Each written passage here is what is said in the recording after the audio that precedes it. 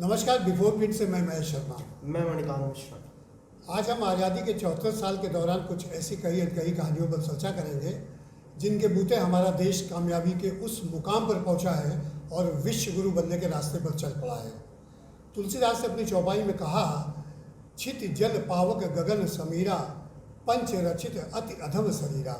अगर इसको हम शायराने अंदाज में बोले तो कृष्ण बिहारी नूर साहब की एक गज़ल का एक शेर है, आग है, पानी है, मिट्टी है, हवा है मुझ में, फिर तो मानना पड़ता है कि खुदा है मुझ में। तो जो ये पंच तत्व हैं, जो ये पंच तत्व वायु, जल, अग्नि, आकाश, ये इनमें ऐसी क्या चीज़ें, मतलब साइंटिफिक तरीके से भारत ने क्या ऐसी उपलब्धि हासिल कर ली है कि आज दुनिया, न केवल दुनिया हमारे आगे नतमस्तक है, बल्कि ये पंच तत्व में हमारी इतनी पैठ हो चुकी है और हम साइंटिफिकली इतने एक तरह से कह लीजिए कि बलवान हो चुके हैं कि इनके माध्यम से सारी दुनिया में भारत का लोहा माना जा रहा है। और न केवल विकासशील और अविकसित देश बल्कि विकसित देश भी ये मानने लगे कि भारत उस रास्ते पर चल पड़ा है। आइए हम इसी पर चर्चा करते हैं। हमारे सहयोगी हैं मणिकांत मिश्रा, जो आपको बताएंगे कि इन पंच तत्व में भारत की कहाँ कहाँ पैठ और किस किस तरह से हम कामयाब हुए हैं। मणिकांत जी।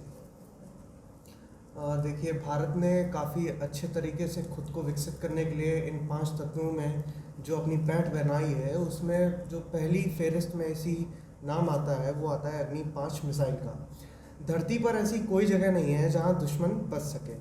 19 अप्रैल 2012 को इसका पहला ट्रायल होता है और इसकी जो रेंज ऑफिशियली बताई जाती है वो 5,500 किलोमीटर बताई जाती है, लेकिन अनऑफिशियली जो आंकड़े हैं वो बताते हैं कि 8,000 किलोमीटर तक इसकी मारक क्षमता है और 1,500 किलोग्राम का परमाणु बम 24 गुना तेज गति से ये अपने दुश्मन को नेस्तनाबूद कर सकती है।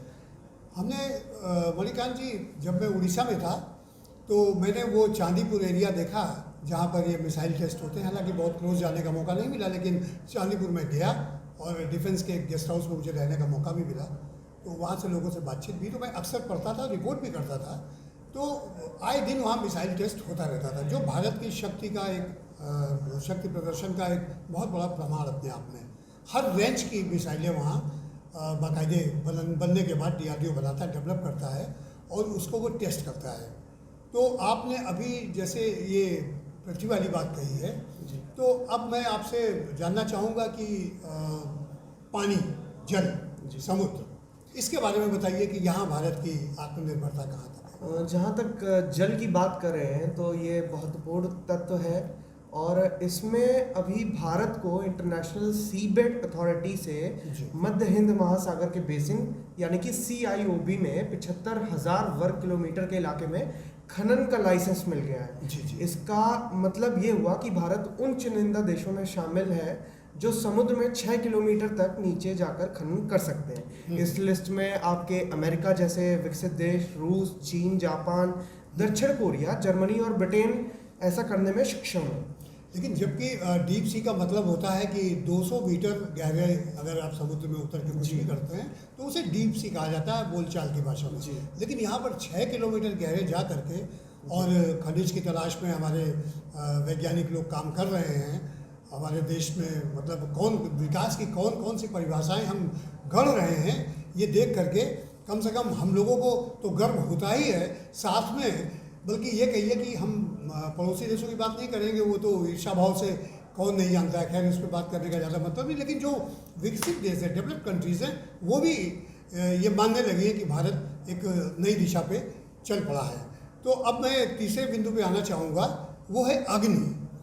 तो मैं मणिकांत जी आपसे जानना चाहूँगा कि अग्नि के मामले में कहाँ, मतलब जो जिस देश में फुकनी से चूल्हा फूका जाता हो और वहाँ पे इतनी पावरफुल भट्टियाँ बन जाती हैं जो स्टील को यानी लोहा को बिल्कुल गला के जिस ढांचे में डालना चाहे ढाल लेती हैं। तो जरा अग्नि के बारे में बताइए। देखिए, जब अग्नि की बात आती है तो यहाँ पे भारत के अंदर लोहा गलाने में हम लोगों ने अमेरिका और जापान जैसे देशों को पीछे छोड़ दिया है। वाह। और इसमें हम दूसरे नंबर पे आते हैं। चीन सबसे ज़्यादा लोहा गलाता है जो कि 1065 मेट्रिक टन है और भारत वहाँ पे 100 मेट्रिक टन लोहा औसतन गलाता है। और हम लोग उन टॉप 5 कंट्रीज में आ चुके हैं जहां स्टील का उत्पादन होता है। जी, और देश में इस समय वर्तमान में जो 2 सबसे ज़्यादा प्लांट हैं इसके, वो है कल्याणी स्टील प्लांट और दुर्गा प्लांट। ये दुर्गा और कल्याणी, ये क्या वो जो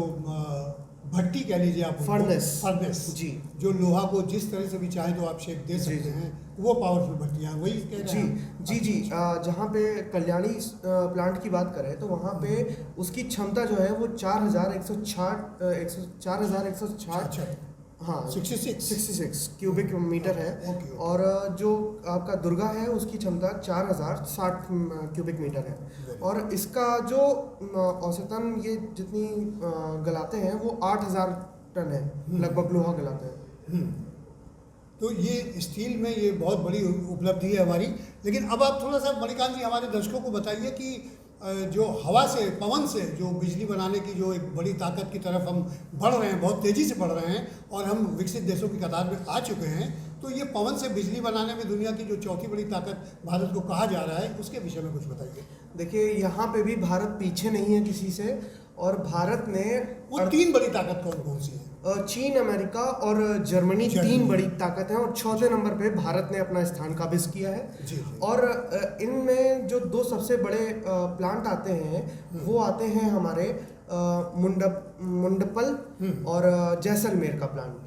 और जैसलमेर राजस्थान। जी 2011 में भारत ने पवन से लगभग 18,421 मेगावाट बिजली बनी थी, जो कि एक बड़ी उपलब्धि है भारत जैसे देश के लिए, जो अभी विकासशील देश है, विकसित भी नहीं है। अगर हम लोग विकसित हो जाएंगे तो आप समझिए कि कितना हम लोग उत्पादन कर सकते हैं, कितनी हम लोग की क्षमता बढ़ सकती है। और दूसरा जो है तमिलनाडु का मुंडल और राजस्थान का जैसलमेर वाला। और इसमें तीसरे स्थान पर जो आता है वो विंड फार्म में, इसके विंड फार्म बने हुए हैं भारत में। भारत ने अभी जो टेक्नोलॉजी अपनी डेवलप की है वो विंड फार्म के रूप में डेवलप की हुई है। और इसी के साथ लगभग सिर्फ 10 साल में हम लोगों ने दुगनी से ज़्यादा बढ़ाकर, पहले हम लोगों ने 2011 में 18,000 की थी, जो कि 36 होती है दुगनी, लेकिन हम लोगों ने दुगनी 10 साल के अंदर दुगनी से ज़्यादा यानी कि 38,785 मेगावाट बिजली का उत्पादन किया, जो कि एक बड़ी उपलब्धि है हम लोगों के लिहाज से। ये तो चलो ये बहुत बड़ी उपलब्धि है कि पवन का जो प्रॉपर उपयोग हम लोगों ने बिजली बनाने में की है। और मणिकांत जी, इन तमाम उपलब्धियों के बीच में अब नंबर आता है आकाश का। तो जो हम लोग चूँकि तमाम ऐसे अंतरिक्ष में यान छोड़े गए और चांद में कहीं पानी की संभावना, जीवन की संभावना, मंगल में ये सब चल रहा है, कहीं कहीं सक्सेस होते, कहीं कहीं हमारे यान सक्सेस नहीं होते हैं, लेकिन इन तमाम अप्स एंड डाउन्स जो आते रहते हैं स्पेस साइंस में, उसके बाद भी हमारी कोशिशें जारी है। जरा बताइए आकाश के क्षेत्र में हमारी क्या। अब ये सबसे इंटरेस्टिंग और सबसे एक मोटिवेशनल हम लोगों का क्षेत्र है, जिसने एक टाइम पे बताते हैं कि इसरो साइकिल से अपने रॉकेट साइंस ले जाते थे। मैंने पढ़ा है जी, ठीक है। और आज के समय में मार्स पर पहली सफलता पाने में, पहली बार में सफलता पाने में भारत इकलौता विश्व में देश है। और अमेरिका जैसे विकसित देश अपने सैटेलाइट जो है वो भारत से लॉन्च करवाते हैं। तो ये एक कमर्शियल सेंटर भी हो गया सैटेलाइट लॉन्चिंग जी, इंडिया भारत कमर्शियल सेंटर हो चुका है। बिल्कुल आपने सही बात कही। और अभी जो फिलहाल की बात हम लोग करें तो मंगल में हम लोगों ने पहली कोशिश में, जैसा कि आपको बताया, कि चक्कर लगाने में हम कामयाब हुए। और भारत का ये पहला इंटरप्लैनेटरी यानी कि दूसरे ग्रह तक जाने वाला मिशन है, ठीक है। और इसके बारे में बताते हैं कि करीब 60+ करोड़ किलोमीटर, 67 किलोमीटर। तो और ये 300 दिन में हम लोगों ने इसमें किया था। और सबसे जो एक बात आती है किसी भी चीज़ को करने में, वो इकोनॉमिकली कितनी बेनिफिशियल है, कितनी अच्छी है। तो इकोनॉमी के हिसाब से हम लोगों ने मात्र 450 करोड़ रुपए खर्च किए और इस मिशन को कंप्लीट किया। मणिकांत, हमने एक फिल्म देखी थी अक्षय कुमार की थी, वो इसी पर चल मंगल मिशन थी, विद्या बालन जी और अक्षय कुमार जी ने उसमें अभिनय किया था। तो उस फिल्म को देखने के बाद ऐसा लगा कि हम लोग वास्तव में बहुत तरक्की कर रहे हैं। तो ये आकाश क्षेत्र की बात थी, क्या कंप्लीट हो गया है? जी, 5 तत्व आ चुके हैं। जी बहुत सुंदर, बहुत बेहतरीन तरीके से हमारे सहयोगी मणिकांत मिश्रा ने आपको जानकारी दी कि 5 तत्व जिनका बहुत महत्व है, आदिकाल से महत्व है, इसी से शरीर बनता है, सारी समृद्धि, सुख, सब कुछ इसी के माध्यम से आती है। तो हमारे विज्ञान ने किस कदर इन पंचतत्व के जो संसाधन इनका किस तरह एक्सप्लॉइट करके इन संसाधनों का देश के तरक्की में इसका उपयोग किया बेहतर तरीके से। और एक बार फिर स्वतंत्रता दिवस पर हम आप सबको बधाई देते हैं। भारत माता की जय। अगर आपको हमारा वीडियो पसंद आया हो तो इसे लाइक करें, सब्सक्राइब करें और साथ ही बेल आइकन दबाना ना भूलें।